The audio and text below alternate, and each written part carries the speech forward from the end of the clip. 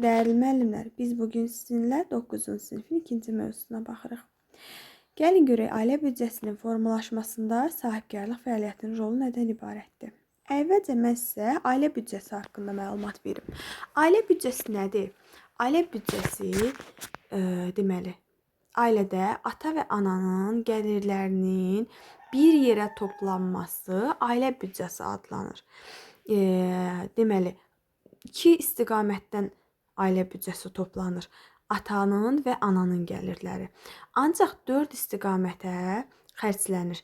Atanın şəxsi xərci, ananın şəxsi xərci, uşaqlara sərf olunan xərc və ailəyə sərf olunan xərclər. Burada amma bu orta statistik göstəricilərə əsasən orta səviyyədə yaşayan ailə büdcəsinin formalaşması sxemidir.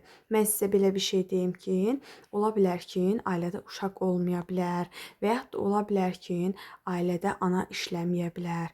Bunlara əsasən, yəni büdcə dəyişə bilir. Həm xərci, həm gəliri dəyişə bilir. Və ailə büdcəsində aktiv və passiv gəlirlər də var. Aktiv və passiv gəlirlər nədir bəs desəz müəllimə? Passiv gəlir, hardansa məsələn kredit götürürük, kimdənsə borc alırıq. Bu bizim passiv gəlirimizdir. Ancaq aktiv gəlirlər, deməli, bizim hansı ki qənaət etdiyimiz puldur və yaxud da maddi gəlirimizdir, sonra ailənin əmlakıdır, daha sonra ehtiyatda olan pul vəsaitimizdir. Yəni bizim maaşımızdır. Belə lor dildə desəm maaş alırıq. Bu bizim aktiv gəlirlərimizdir. Və aktiv gəlirlər sayəsində, nəticəsində biz passiv gəlirləri yerləşdiririk. Yəni passiv aldığımız pulu aktiv aldığımız, yəni gəlir nəticəsində passiv gəlirlərimizi biz deməli ödürük. Passiv də borc və öhdəliklərin məcmusudur. Və ev təsərrüfatının gəlirləri 4 qrupa ayrılırdı. Ev təsərrüfatının gəlirləri 4 qrupa ayrılır. Gəlin indi bunlara baxaq görək. Bunlara nələr aiddir? Biri əməyə görə ödənilən əmək haqqı forması kimi qəbul olunmuş gəlirdir. Məsələn, əmək haqqı forması kimi qəbul olunmuş gəlir nədir? İşləyirsən və sənə deməli vergi ödürsən və sonda o vergini əmək haqqı kimi sənə qaytarırlar. Bu bir gəlirdir, aktiv gəlir. Daha sonra istehsalın digər amillərindən istifadə hesabına gələn gəlirlər. Məsələn, torpaqdan gələn gəlir, əkirsən, becərirsən, bunlardan gəlir alırsa, məsələn, dövlət pul ayırır müəyyən miqdarda, torpaq üçün pul ayırır, ək becər və sonda oradan biz gəlir əldə edirik. Köçürülmə ödənişlərindən əldə olunan gəlir. Məsələn, yaşa görə təqaüd var, tələbə təqaüdü var, işsizliyə görə maddi yardım var, uşaq puludur və s. Daha sonra keçirik 4-cü qrupumuzun 4-cü deməli gəlir növünə. İqtisadiyyatın qeyri-rəsmi sektorunda məşğulluqdan əldə olunan gəlirlər. Deməli 4 qrupa ayrıldı. İndi isə keçək ailənin gəliri neçə növdə olur? Ailənin gəlirləri neçə növdə olur? Ailənin gəliri 2 növdə olur. Pul və maddi gəlir. Gəlin görək pul gəliri nədir? Maddi gəlir nədir? Pul gəliri odur ki, biz əmək haqqı alırıq. Daha sonra pensiya alırıq, təqaüd alırıq. Sığorta bizə məsələn verdiyi yardımdır. Bunlar pul gəliridir. Bir də var maddi gəlir. Maddi gəlir artıq biz özümüz qazandığımız və yaxud da bu fəaliyyətdə hansısa qazanan, məsələn, işləyən zaman bizə mükafat verilir, premiya ödənilir, belə deyim. Kimsə məsələn bizə öz varisi mirasını qoyur. Məsələn, necə deyim, məsələn, valideynlərimiz tərəfindən bizə torpaq hədiyyə olunur, ev hədiyyə olunur. Bunlar hamısı alınmış hədiyyələrdir. Bunlar hamısı nədir? maddi gəlirə aiddir. Deyirsiniz ki, ay müəllimə, bunun hansı zəhmətlə qazanılır ki, mirasdır, alınmış hədiyyələrdir. Bu maddi gəlirlər biri var ki, bizə pul ödənilə, nağd pul ödənilə. Bu pul gəliridir. Bizdə var maddi gəlir. Mən kiməsə hədiyyə eləyirəmsə, bu ona maddi gəlirdir. Məsələn, valideynlər tərəfindən məsələn ev hədiyyə olunur övlada. Bu onun maddi gəliridir. Yəni o əşya kimi verilir də, belə deyim sizə. Bir də var ki, pul ola, ancaq pul ola. Pul olanda elə pul gəlir olur. Amma maddi deyəndə artıq nəsə bir əşya nəzərdə tutulur. Belə deyim sizə, yadınızda qalsın. Daha sonra indi isə keçirik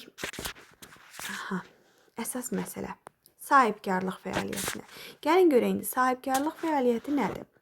Sahibkarlıq fəaliyyəti deməli göstərilən bir xidmət və yaxud da hansısa bir əmtəmal satışından deməli gəlirlərin əldə olunmasına istiqamətlənmiş bir iqtisadi bir fəaliyyətdir. Məsələn, mən sahibkaram, hər hansı bir özümün deməli öz yəni loru dildə deyim, özüm öz pulumla hər hansı bir deməli bir fəaliyyət qururam, bir iş qururam. Həmin o iş nəticəsində mənə şəxsi olaraq qazanc gəlir, qazanc əldə edirəm. Bu sahibkarlıq fəaliyyətidir. Sahibkarlıq özü bazar iqtisadiyyatının bir hissəsidir və biznes sözü ilə sinonim sözlərdir. Biznes də ingilis dilindən götürülmüşdür. Hardaydı o? Hə, biznes də ingilis dilindən götürülmüşdür. Biznes, iş, müəssisə deməkdir. Yəni gəlir və yaxud da başqa şəxsi mənfəət əldə etməyə istiqamətləndirilmiş bir fəaliyyətdir. Və şəxsi biznes var, sahibkarlıq var. Fərdi sahibkarlıq var, üzr istəyirəm. Biri var sahibkarlıq, bir də var fərdi sahibkarlıq. Sahibkarlıq ailəvidir. Fərdi sahibkarlıq bir insan tərəfindən, bir şəxs tərəfindən həyata keçirilir. Məsələn, bir ailə məsələn öz gəlirlərini bir yerə toplayıb bir iş qurur və yaxud bir müəssisə açır və yaxud da bir başqa bir iş qurur. Bu sahibkarlıqdır. Bir də var ki, fərdi sahibkarlıq. Yəni ailəvi sahibkarlıqla fərdi sahibkarlığın bir deməli fərqi var ki, ailəvi sahibkarlıqda bütün ailə üzvləri iştirak edir. Fərdi sahibkarlıqda amma bir şəxsdən, bir vətəndaşdan söhbət gedir. Yəni riski bütün ailə almır. Riski bir şəxs öz üzərinə götürür. Risk şəraitində fəaliyyət göstərən insan da sahibkar adlanır və bu termində 18-ci əsrdə tətbiq edilmişdir. Daha sonra fərdi sahibkarlıqda belə və fərdi sahibkarlıqda bir şey deyim ki, fərdi sahibkarlıqda hər hansı bir məsələn müəssisə açmaq istəyir və bu müəssisədə deməli öz sənədlərini aparır, verir belə loru dildə desək icra hakimiyyətinə verir və icra hakimiyyətində patent əsasında qeydiyyatdan keçir. Yəni patent ticarət və ya sənətlə məşğul olmaq üçün şəhadətnamədir. Yəni oradan sənət alır. Qeydiyyatdan keçir, sənət alır. Və sənət alır, nəyə görə alır? Yəni siz mənə icazə verin, mən bu işimi qurum və oradan gəlirdən sizə vergi ödəyim. Bax, bu deməkdir. Loru dildə desək. Mən öz gəlirimdən sizə də vergi ödəyirəm, siz mənə icazə verin, mən işimi qurum. Bax, bu deməkdir, loru dildə desək. Və deməli, nə var idi burada başqa? Həmin bu işi quran zamanda bir şey də deyim, unutmamış. Bu işi quranda, yəni hardansa deməli, məsələn, bankdan kredit götürüb bu işi qura bilərik və ya da başqa bir borc götürüb müstəqil şəkildə deməli pul götürüb bu işi qura bilərik. Yəni fərdi sahibkarda yəni bir şəxs tərəfindən həyata keçirilir bunlar. Ailəvi sahibkarlıqda, baxın, ailəvi sahibkarlıq bir neçə amillərdən asılıdır. Ailəvi sahibkarlıq işi necə qurur? Yəni bir neçə amillər lazımdır ki, deməli sahibkar öz işini qura bilsin. Pul vəsaitinin mövcudluğu, yəni pul olmalıdır. Birinci növbədə deməli bu müəssisəni qurmaq üçün pul vəsaitinin mövcudluğu olmalıdır. Daha sonra ailə üzvlərinin bilik və bacarıqları olmalıdır. Onlar həm deməli yaxşı düşünməlidir, yaxşı plan qurmalıdır ki, yəni burada külli miqdarda qoyduğumuz pul batmasın. Həm ailə üzvlərinin bilikləri, həm də bacarıqları, yəni təkcə bunu düşünmək, planı qurmaq yox, həm də eyni zamanda deməli biz bacarıqlarımızı ortaya qoymalıyıq, bacarıqlı olmalıyıq. Daha sonra ailədə istehsal alətlərinin və yaxud onların əldə olunması imkanlarının olması. Yəni biz nə işi qururuqsa, orada bizim mütləq ona uyğun olan alətlərimiz olmalıdır. Və ən sonda sərbəst vaxtın mövcudluğudur.